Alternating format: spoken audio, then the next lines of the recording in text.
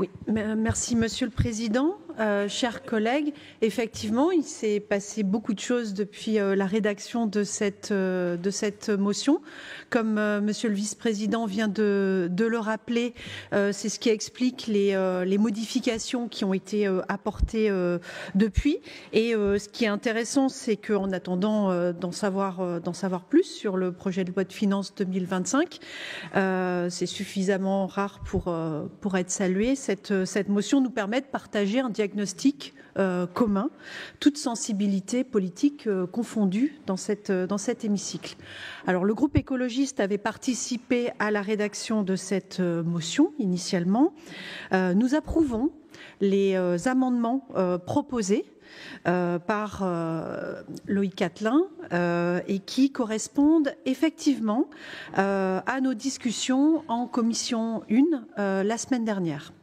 Je voudrais cependant exprimer deux remarques à propos des amendements 2 et 3. Puisque alors, les amendements 1 et 4, comme ça a été rappelé, sont des mises à jour liées à l'actualité.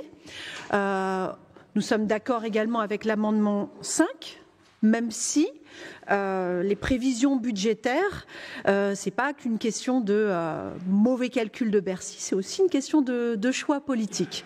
Voilà.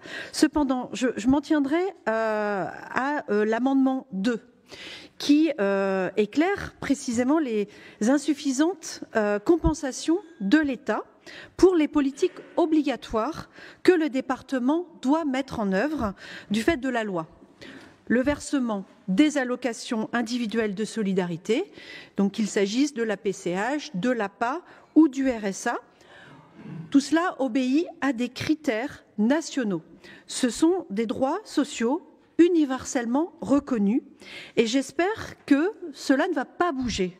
Autrement dit, j'espère que vous n'aurez pas le pouvoir, Monsieur le Président, de définir pour les nordistes les critères d'accès à plus long terme pour sortir les départements de l'asphyxie budgétaire qui s'aggrave d'année en année et qui avait été donc à juste titre dénoncée aux assises des départements de France.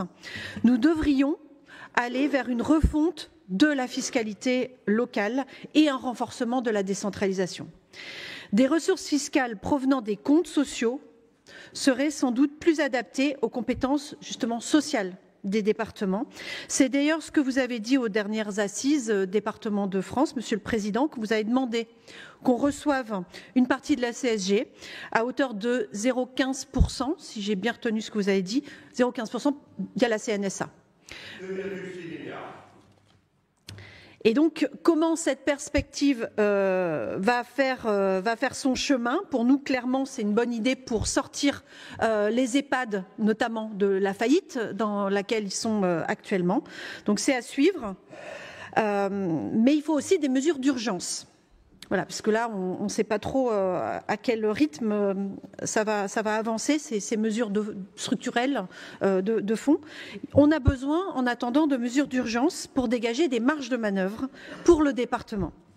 Par exemple, là on sera peut-être moins d'accord, par exemple, un moratoire sur la construction de nouvelles voiries. Moins de routes, plus de social, je le rappelle, c'est notre proposition depuis le début de ce mandat. Et plus de social, concrètement aujourd'hui, c'est soutenir les augmentations de salaire dans les métiers du soin, ce qu'on a appelé les oubliés du Ségur. Notre responsabilité, c'est aussi de donner des signes rassurants à tous les partenaires du département, les associations, les acteurs du social et du médico-social qui dépendent des financements du département. Je vous remercie.